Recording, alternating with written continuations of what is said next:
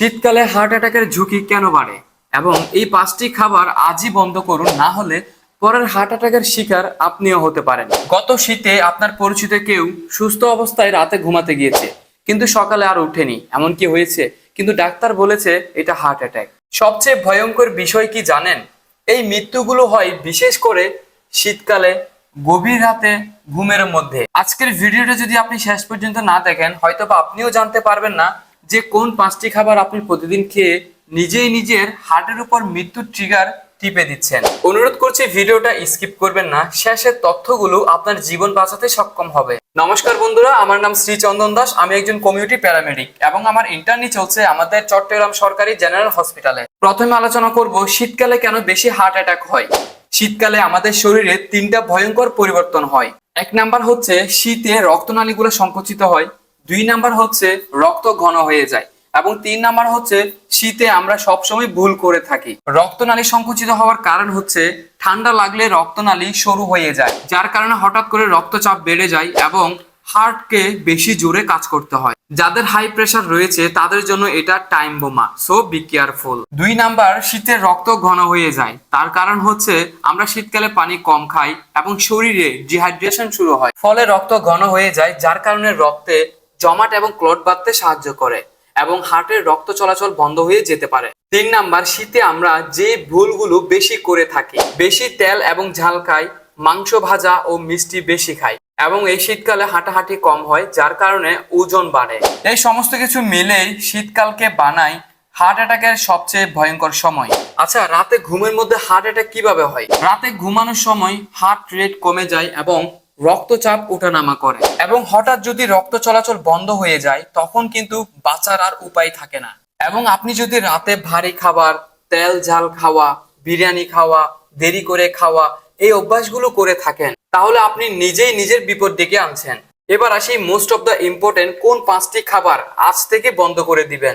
এক নাম্বার হচ্ছে ভাজা খাবার, অতিরিক্ত তেলে ভাজা খাবার, পেকোড়া, সমুচা, সিঙ্গারা, অতিরিক্ত তেলের মধ্যে ভাজা পরোটা, এই সমস্ত খাবার বন্ধ করে দিবেন। কারণ এই খাবারগুলো রক্তে খারাপ কোলেস্টেরল বাড়ায়, যার কারণে হার্টের ধমনী ব্লক করে।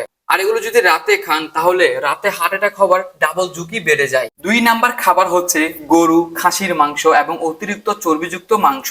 এবং শীতকালে আমরা এই সমস্ত মাংস বেশি খেয়ে থাকি, কারণ শীতকালে এই মাংসগুলো অনেক বেশি মজাদার হয়ে থাকে। মনে রাখবেন, অতিরিক্ত স্যাচুরেটেড ফ্যাট ধমনীর ভেতরে চর্বিযুক্ত দেওয়াল তৈরি করে। একদিন খেলে কোনো সমস্যা হয় না, তবে প্রতিনিয়ত খেলে একদিন আপনার হার্ট থেমে যাবে। তিন নাম্বার খাবার হচ্ছে অতিরিক্ত মিষ্টি, পিঠা, সফট ড্রিঙ্কস এবং মিষ্টান্ন।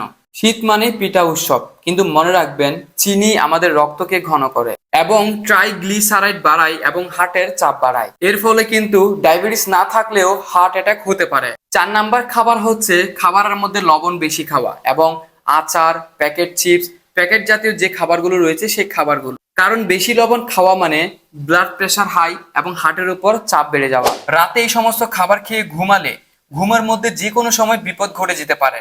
পাঁচ নাম্বার হচ্ছে গভীর রাতে ভারী খাবার, যেমন অনেকের অভ্যাস রয়েছে রাত 10টার পরে ভাত খাওয়া, তেল ঝাল খাওয়া এবং বিরিয়ানি খাওয়া। মনে রাখবেন, এই অভ্যাসগুলো কিন্তু অনেকে শেষ রাত বানিয়ে দেয়। আপনি বলতে পারেন যে আপনি প্রতিনিয়ত এই খাবারগুলো খেয়ে ঘুমান, কিন্তু আপনার সাথে এখনো পর্যন্ত এরকম কিছু ঘটে নাই। কিন্তু মাথায় রাখবেন, বিপদ কিন্তু একবার আসে, তখন কিন্তু বাঁচার আর চান্স পাবেন না। তাই বলছি এখন থেকে সতর্ক হয়ে যান। তাহলে এই শীতের মধ্যে কি করলে হার্ট সুস্থ থাকবে? পানি বেশি খাবেন। অনেকে শীতের মধ্যে পানি কম খায়। পানি কম খাওয়ার চেষ্টা একদমই করবেন না, পানি একদম পর্যাপ্ত পরিমাণে খাওয়ার চেষ্টা করবেন এবং রাতে চেষ্টা করবেন হালকা খাওয়ার জন্য, ভারী খাবার খাবেন না।